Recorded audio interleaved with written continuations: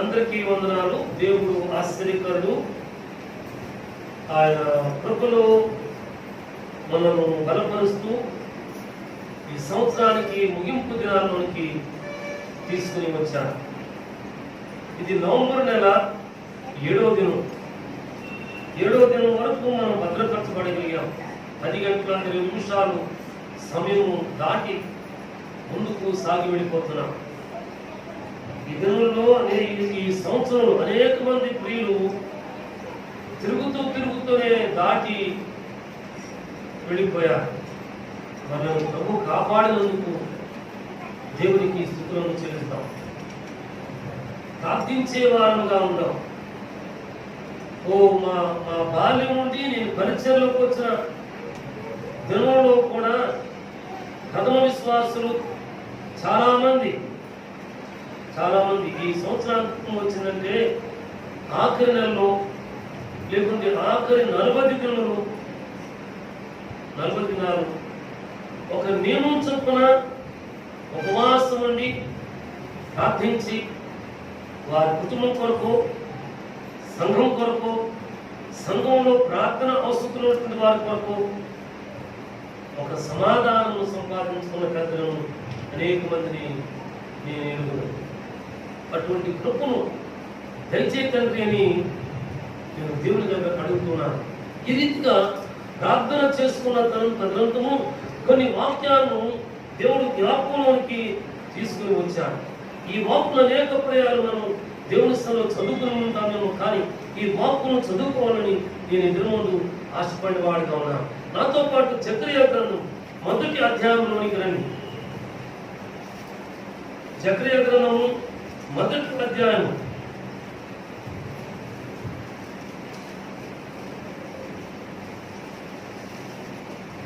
14వ వచనాన్ని మనం చదువుకుంటున్నామండి.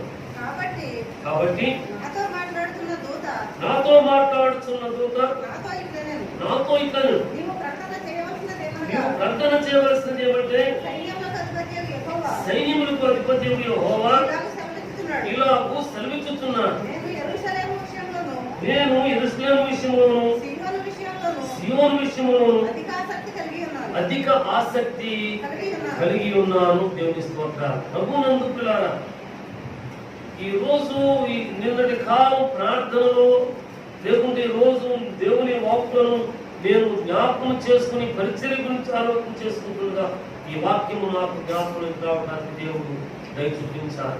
కొద్ది మాటలు మాత్రమే, వాక్యాలు మాత్రమే చూపించి నేను సెలవు తీసుకోవాలని ఆశపడతా ఉన్నాను. కాబట్టి నాతో మాట్లాడుతున్న దూత నాతో ఇట్లనే దేవుని దూత మాట్లాడుతున్నాడట. ఈ జకరియా భక్తులతో ప్రభువుగా ఈ దేవుని దూత దేవుని పని ఏమి చేయాలో సెలవిస్తున్నాడు. ప్రకటన చేయమంటున్నాడు. సాక్ష్యము చెప్పకుండా ఉండకూడదు. నీవు ప్రకటన చేయవలసింది ఏమనగా, నీవు సాక్ష్యము చెప్పకుండా ఉండకూడదు. మొదటిది, నీ జీవితంలో ఎన్ని మేలు పొందావో, ఎన్ని ఆశీర్వాదాలు పొందావో, ఎన్ని దీవులు పొందావో, ఏనాడైనా దేవుడు నా పక్షముగా ఈ మేలు చేశాడు సాకుడికి చెప్పాల్సిన అవసరం లేదు. సంఘము ప్రార్థన చేస్తే మన నౌపాయకాలు నా కుటుంబాన్ని లేవనెత్తాడు. రుణగ్రస్త జీవితంలో నా కుటుంబాన్ని లేవనెత్తాడు. చిక్కులలో, ఇరుకులలో సమస్యలు చాలా ఉన్నాయి కదూ. ఏనాడైనా సాక్ష్యం చెప్పావా? సాక్షిగా జీవించావా? లేకుంటే నీ జీవితమే ఒక ఆత్మను అవడానికి ఆటంకంగా ఉండిపోయిందా? నీ యాత్ర, నీ మాట, నీ క్రియ, నీ అడుగులు ఆటంకంగా ఉండిపోయిందా? ప్రకటన చేయకోకుండా ఉండకూడదు అని ఇక్కడ దేవుని వాక్యం తెలియజేస్తుంది. దేవుని స్తోత్రం. సైన్యములకు అధిపతి యెహోవా ఇలాగూ సెలవిస్తున్నాడు.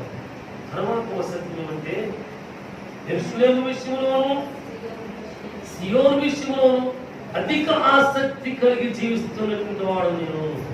ప్రభువారు ఈ సంఘం ఎడల, ప్రార్థనా సంఘం ఎడల, ప్రార్థనా కుటుంబం ఎడల, సాక్ష్యం చెప్పే ప్రియుల ఎడల అధిక ఆసక్తి కలిగి ఉన్నాడట పరమ తండ్రి. మనం యథార్థవంతులమై ప్రార్థన చేస్తే నువ్వు మార్గం తెలుస్తాం. అయితే మార్గం తెలిసినప్పుడు సాతానుడు మన వెనుకాల ఉంటాడు. మనం వెనుకలాగటానికి, ఆటంకపరచడానికి, ఎదురొచ్చే పెళ్లి కాదండోయ్, మనం బయలుదేరగానే కాదలిసింది కాదండోయ్, ఏదో మనం అడుగు వేయగానే తుమ్మింది కాదు. ఇవన్నీ లోక సంబంధమైనవి. లోక సంబంధమైనవి. ఒక మాట మీతో చెప్పలేమండి. చాలా మంది ప్రియ భక్తులు నేను కలుసుకున్నాను. అయ్యా నేను ప్రార్థన చేస్తే ఓ దేవుడు ఆలోచన చెప్పాడండి, మా నోటి వాక్కును దేవుడు నెరవేర్చాడండి, దేవుడు సల్లిచ్చిన మా జీవితం నెరవేరుస్తూ ఉన్నాడండి, సంఘంలో ప్రార్థించే వారంగా ఉన్నామండి, అన్ని పనులకు మేము ముందుంటున్నామని అని చెప్పినట్టుంది అనేక మంది ప్రియభక్తులు నేను చూచాను. కానీ వారి జీవన యాత్రలోనే ఇల్లు బయలుదేరిన తర్వాత పొరపాటున పిల్లి అట్లా వెళితే, ఓ చెట్టు మీద కూర్చున్న నల్లకాకి కావును అరిస్తే, ఇంట్లో కొడుకో కూతురో మనవరాలో జలుబు చేసి తుమ్మితే మీరు అడుగు ఇంకో అడుగు పడలా ఓ 10 నిమిషాలు ఆగి బయటికి వెళ్ళిన వాళ్ళు అనేక మంది చూశారు. అటువంటి పూర్తి రీతికుంటున్నాము. విడిచిపెట్టవలసిన వాటిని విడిచిపెట్టలేదేమో, ఆచారాలు ఇంకా నేను వెంటాడుతున్నాయేమో, ధర్మంతున్నాయేమో, సంఘ క్షేమాభివృద్ధి కొరకు, నూతన ఆత్మల కొరకు, నూతన పరిచారకుల కొరకు ఈ సంవత్సరాంతంలో ప్రార్థించవలసిన వారు అవుతాం. పరమ తండ్రి కూడా నేను ప్రకటన చేయమంటున్నాను. సాక్ష్యం చెప్పకుండా మౌనం ఉందంటున్నాను. క్రిస్టియన్ విషయంలోను, సీయోను విషయంలోను, వితస్తా ప్రార్థనా మందిరం విషయంలోను అధిక ఆసక్తి కలిగి ఉన్నాను. నీ స్థానం ఏమిటో ఒక్కసారి ప్రశ్న చేసుకుని ఈ సంవత్సరంతో విశ్వాస జీవన యాత్రను కొనసాగించాలని దేవుని వాక్య పక్షంగా మనం చేస్తున్నాను. దేవుని స్తోత్ర. దావీదు భక్తుడు తన అనుభవంలో ప్రభునందుకులారా 20 దావీదు కీర్తనలు 26వ దావీదు కీర్తన 8వ వచనంలో మనం చదువుకున్నట్లయితే 26వ దావీదు కీర్తన 8వ వచనం మనం చదువుకున్నట్లయితే, యెహోవా నీ నివాస మందిరమును, నీ తేజోమహిమ నిలుచు స్థలమును నేను ప్రేమించుచున్నాను. హల్లెలూయా, హల్లెలూయా. అవును, దావీదు భక్తుడు ప్రేమిస్తున్నాడట.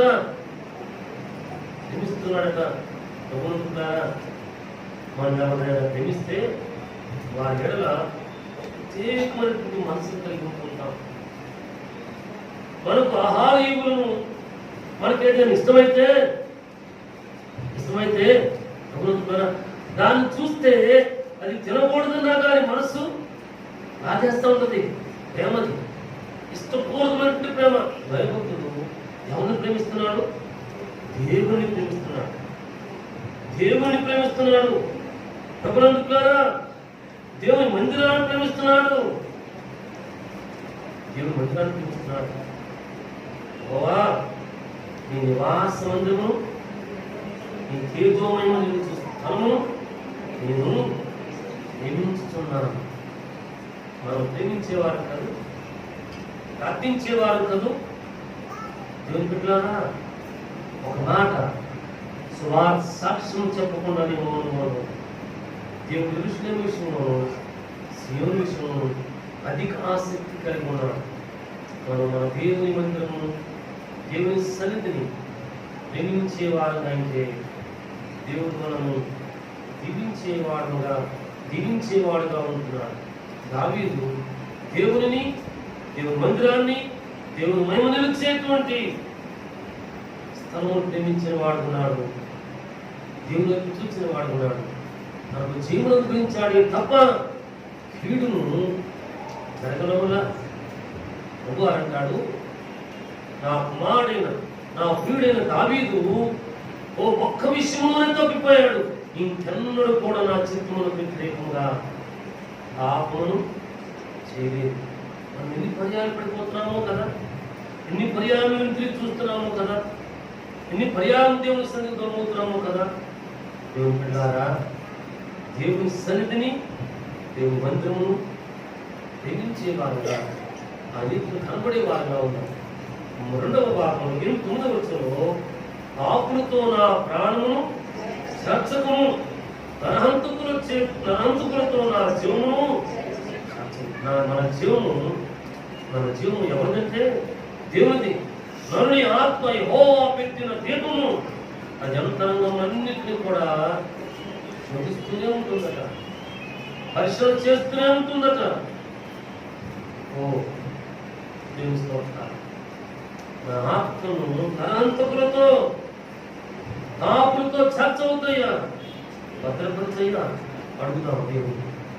ఆయన చిత్తం కార్యం చేయడం ఆయన వంతు, విడిచిపెడతాడు ఆయన వంతు, హెచ్చరిక చేస్తాడు ఆయన వంతు, గద్దిస్తాడు ఆయన వంతు, తెలుస్తాడా ఆయన వంతు. అడుగుతూ వరకు మాత్రమే మన పని. సాక్ష్యం చెప్తాం. ఓ మన మందిరాన్ని మనను దేవుడు ప్రత్యేకంగా ప్రేమిస్తున్నాడు. మనం మన దేవుని మందిరాన్ని దేవుణ్ణి ప్రేమించే వారంగా ఉన్నాం. ఆయన మమ్మల్ని మా కుటుంబం లోకస్తులతో చేర్చమన్నాడు. దేవుడు మన ప్రార్థనను అంగీకరించుకుంటున్నాడు. కప్పు చూపించేవాడు మన దేవుడు. కప్పు చూపించేది మనం చూస్తున్నాడు. చూచేటువంటి దేవుడు. నాతో పాటు దానియేలు గ్రంథంలో ఒక మంచి మాట ఉంది. దానియేలు గ్రంథము 8వ అధ్యాయము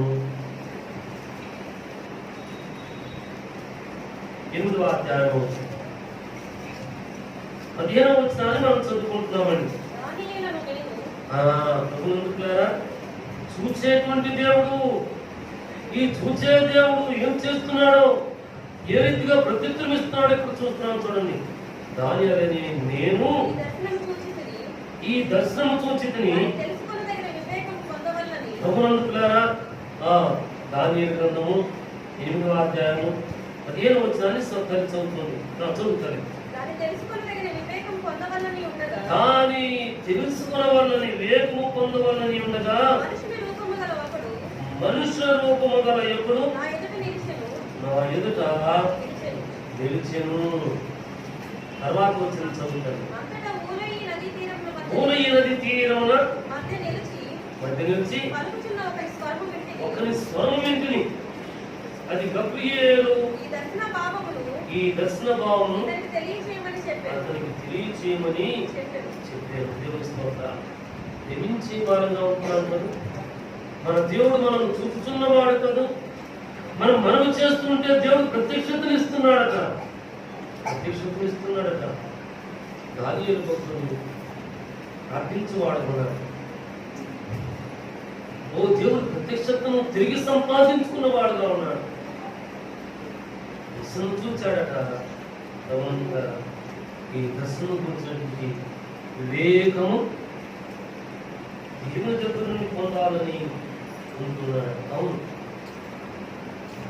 ఈ మధ్య నేను గడిచిన శుక్రవారం నాడు ప్రార్థన చేసుకుంటూ దేవుని నామాన్ని ధ్యానం చేసుకుంటూ నేను గడుపుతుంటే, ప్రభునందుకులారా, ఈనాటి క్రైస్తవ జీవితంలో ప్రభునందుకులారా అలవాటు క్రైస్తవం కాదు, డౌన్ టు ఎర్త్ అనేటువంటి క్రైస్తవం కాదు, ఓ వెళుతున్నాము వస్తున్నటువంటి క్రైస్తవం కాదు. దైవ ప్రభావములను సంపాదించుకునే క్రైస్తవ జీవితం కావాలి అని ప్రాణాన్ని కల్పించింది, మనసుకు కల్పించింది. ఈ దైవ ప్రభావం ఉన్నటువంటి ఓ వాక్కును మొదలు గురించి పత్రికలో చదువుకున్నాను. ఈ దైవ ప్రభావాలు ఉంటే సంపాదించుకుంటే సరిపోతుందా? కాదు. దానికి తగిన రీతిలో ఆత్మ ఫలాలు ఉన్నటువంటి జీవితం కూడా కావాలి. ఆత్మ ఫలం అంటే ప్రేమ, శాంతము, దయాత్మము, ఓ సహనము, ఓ 9 మొదటి కొరింథీ పత్రికలోనేమో 9 ఆత్మ సంబంధమైన ప్రభావాలంటే స్పిరిచువల్ గిఫ్ట్స్ ఉంటే, గలతీ పత్రిక 5వ అధ్యాయంలోనేమో మరి 9 ఆత్మ ఫలాలు ఉన్నాయి. అంటే మనం పొందుకోవాలా లేదా? పొందుకోగలిగే వారమా కాదా? పొందుకోగలిగినటువంటి విశ్వాస జీవితం ఉందా లేదా? అయితే ఒక మనవి నేను చేస్తాను. నేను ప్రార్థన చేస్తానండి, బైబిల్ బాగా చదువుతానండి. నేను చదువుకునే రోజుల్లోనే గుల్బర్గా కర్ణాటక వెళ్ళాం. మేబీ వైపులు కనుక్కున్నా నేను. అట్లా గుర్తుంది. వెళ్తే మా ఒక ఇంటిలో మాకు ఎర్లీ మార్నింగ్ బ్రేక్ఫాస్ట్ చేశారు. ఉదయకాలం టిఫిన్కి పిలిచారు మా అమ్మ. అక్కడ ఒక పెద్ద ఆయన వచ్చాడు. పెద్ద ఆయన వచ్చినప్పుడు చాలా సంవత్సరాల క్రితం చెప్పినట్టు వచ్చి, ఓ మంచిగా వచ్చాడు. వచ్చినట్టు మా మధ్య వచ్చి, బ్రదర్స్ నేను 40 సార్లు దేవుని బైబిల్ చదివిస్తానన్నాడు. గురుపగారు తెలుగు వారు చాలా ఎక్కువ ఉన్నారు. ఓ చెప్పాడు. మంచిది అనుకున్నాం మేము, మా మిత్రులు సరస్వతిగా. తర్వాత మాటలో 40 సార్లు బైబిల్ చదివిన ఆ యొక్క భయము, విశ్వాసము, నిరీక్షణ ఇంకేమో చెప్పాలో తెలియదు నాకు. అది మాకు కనపడాలి. మేము చిన్నవాడు, అప్పుడు పరిచయం చదువుకుంటున్నవాడు. దేవుని బిడ్డ మేము ఒకనాడ ఈ ప్రత్యక్షత గురించి, మీ యొక్క ప్రార్థనా జీవితం గురించి గొప్పగా చెప్పుకుంటాను. నేను కాదను, దానికి తగిన జీవితం కావచ్చు. 40కి బదులు 50, 50కి బదులు 100, 100 బదులు 100 సార్లు నేను చదువు మంచిది. కంఠస్థ కావాలి. అందుకు తగ్గట్టు దేవుని దర్శనాలు, వాగ్దానాలు 100 ఉన్నాయేమో. అందుకు తగిన జీవితం ఎవరు లేకపోతే దేవుని యొక్క పరలోక రాజ్యవారసత్వం కష్టమైపోతామో కదా. నేను ఈ రీతిగా తలుచుకున్నాను. 100 కొద్ది వాగ్దానాలు పొంది, 100 కొద్ది దేవుని చౌకందాన్ని చదివి, 100 కొద్ది దర్శనాలు పొంది, అందుకు చిన్ని జీవితం లేకపోతే దైవ ప్రత్యక్షత పరలోక రాజ్యవారసత్వం కష్టమైపోతామో. వారు ఒక మాట పలికారు, చనిపోయిన నాటికి రాణి ఇటువంటి వారిదే పరలోక రాజ్యం. ఇటువంటి వారిని ఆటంకపరిస్తే ఎవరైనా వారి మెడకు చిరుగడ్డ రాయి కట్టబడి ఎక్కడ పడవేయబడాలట? సముద్రంలో పడవేయబడాలట. సముద్రం మహాగాధమైన స్థితిలో ఉంటుంది. ఓ ఒడ్డున మాత్రమే నెమ్మది లేక వెనక్కి ముందుకు ఉంటే కానీ సముద్రం లోపల పడవేస్తే ఇక బయటకు వచ్చేంతటి అవకాశం లేనే లేదు. మనకెన్ని వాగ్దానాలు ఉన్నా దేవుని స్తోత్ర, నీ మాట నెరవేరుతుందా దేవుని స్తోత్ర. అందరూ ఇంటి పక్క వారు, ఓ ఇంటి ముందు వారు, రక్త సంబంధికులు ప్రార్థన చేయమంటున్నారా దేవుని స్తోత్ర. ఓ బయటకు వెళ్తుంటే ఎదురురా చెప్పమంటున్నారా దేవుని స్తోత్ర. కొన్ని గ్రహాల్లో కూడా కొన్ని వాడుకలు ఉన్నాయి. ₹1 నుంచి చెప్తామయ్యా అయ్యగారండి అని చెప్పేవారు ఉంటారు. అందుకు దేవుని స్తోత్ర. కానీ నీకు చెప్పు జ్ఞాపకం సరిగా లేకపోతే పరలోక రాజ్యవారసత్వం కఠినమైపోతుంది, కష్టమైపోతుంది. ఆర్థిక వద్దు సాక్షిగా ఆసక్తి కలిగి ఉన్నాడు. దావీదు దేవుని మందిరాన్ని, దేవుని సహవాసాన్ని ఆత్మ ప్రేమించిన వాడుగా ఉన్నాడు. దానియేలు భక్తుడు ప్రార్థన చేసుకున్నాడు. దేవుడు మనం చూస్తున్నాడు. చూచేటువంటి దానియేలుకు చూస్తున్నాడు. దాన్ని ప్రార్థన చేసి ఆ దర్శనం యొక్క భావమును తెలుసుకుంటూ వివేకమును పొందవాలని దేవుడు చేస్తున్నాడు. అవును, ఈ పొందుకున్న ప్రత్యక్షత, పొందుకున్న దైవ దర్శనానికి వివరాన్ని పొందుకున్నాను. దేవుడు ప్రభువులు దేవుడితో తీరుగా నిలబడినప్పుడు మాట్లాడుతూ, అవును దేవుడు తీరారా ప్రత్యక్షతను ప్రసాదించిన దేవుడు ఆ ప్రత్యక్షతకు మర్మను చేస్తాడు. ఆ ప్రత్యక్షతను నెరవేర్చేవాడుగా ఉంటూ ఉన్నాడు. దేవుని స్తోత్ర. ఈ దినమందు దేవునికి భయపడ నేర్చుకున్నాం. దేవుని కొరకు వృద్ధులుదాం.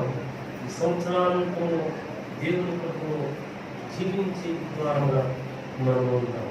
అనంతరము ఇదే అధ్యాయము 19వ అధ్యాయం మనం చదువుకుంటే, ప్రభునందులారా దానియేలు గ్రంథము 8వ అధ్యాయం 19వ వచనం చదువుకుంటే, మరియు అతడు ఉగ్రత సమాప్తమైన కాలమందు కలగబోవునట్టి సంగతులు నీకు తెలియజేస్తున్నాను. ఎక్కడగా ఎలాగనగా అది నిర్ణయించిన అంత్యకాలం వచ్చినది. అది ప్రభురాకడ కూర్చున్నది. ప్రభురాకడ ముందు ఎత్తబడే పరిశుద్ధుల గుంపులో ఉండటానికి దేవుని వైపు మాత్రమే చూద్దాం. సాక్షిగా మాత్రమే మనం ఉందాం. దేవుని చెప్పులు దిద్దుబాటు కూర్చుంటుంది జీవితాన్ని కలిగి, భయభక్తులు కలిగినటువంటి జీవితాన్ని కలిగి అంత్యదినమందు మనం లేవనెత్తబడేటువంటి పరిశుద్ధులుగా మనముగా దేవుడు మనం గురించి వాడు కాక తన కృపను జీవింపచేసి వాడు ఉంటున్నాడు. దేవుని స్తోత్రం. అందుకొరకై సంఘక్షేమాభివృద్ధి కొరకు, నూతనాత్మల కొరకు, నూతన పరిచారకుల కొరకు ఈ సంవత్సరాంతంలో మనం దిద్దుకుని దేవుడి కొరకులో వర్ధుల కొరకు దేవుడి సన్నిధిలో జీవించుకుంటూ ప్రార్థించుకుని వాడగా దేవుడు అధిక ఆసక్తి కలిగి ఉన్నాడు. దావీదు దేవుని మందిరాన్ని దేవుని సన్నిధిలో చిన్న స్థలాన్ని చూపిస్తున్నాడు. మనం కూడా ప్రేమించేవాడు ఉన్నాం. ఇప్పుడు వారం ఒక్కొక్క ప్రయాణం, నెలకొక ప్రయాణం కనబడే వారు కాకుండా దేవుని నిత్యము కనబడి దేవుడి కొరకు వెతికే వారు ఉన్నాం. దేవుడు మనను, మన కుటుంబాలను, మన సంఘాన్ని ఈ పరిశుద్ధ వాక్కుల ద్వారా మాత్రమే ఇంకొక గురించే దేవుని వాక్కుల ద్వారా దీవించి వర్ధన చేసి తన కృపను భద్రపరుస్తారు. ప్రార్థన చేసుకుంటున్నామండి. ప్రార్థన చేసుకుంటున్నాం. మహోన్నతులైన మా తండ్రి, పరిశుద్ధాత్మ దేవుడా, మీ పరిశుద్ధ నామం కొరకరిస్తున్నారు. మీరు సాక్ష్యం చెప్పాలి. మీరు మమ్మల్ని మాయడలు అతిగా ఆసక్తి కలిగి ఉన్నారయ్యా. దానియేలు దావీదు మిమ్మల్ని ప్రేమించిన వాడు ఉన్నాడయ్యా. మీరు మమ్మల్ని చూస్తుండగా ప్రార్థించి ప్రత్యక్షతలు పొందుకుని ప్రత్యక్షతకు తగినటువంటి ఒకరోనాయన మర్మమును సత్యము తెలుసుకునేటువంటి వారంగా మీ ప్రవృత్తులే వాడిని ఉండడానికి మాకు సహాయం చేయండి. ఈ సంవత్సరాంతో మా ప్రియులు అందరూ కూడా మీరు కాపాడండి, భద్రపరచండి. ప్రార్థించి మేము ప్రియులతో మీరు మాట్లాడండి. నూతన కుటుంబాలు, నూతన పరిచారకులు, నూతన సావుకులను మీరు లేవనెత్తి ఈ పరిచయం దీవించి మహిమపరంలో ఈ వాక్కులు మా కొరకు దీవెనకరంగా మారుస్తున్నందుకు మీ స్తుతిలో చెల్లిస్తుంది. యేసు నామములో ప్రార్థిస్తున్నాము తండ్రి. ఆమేన్.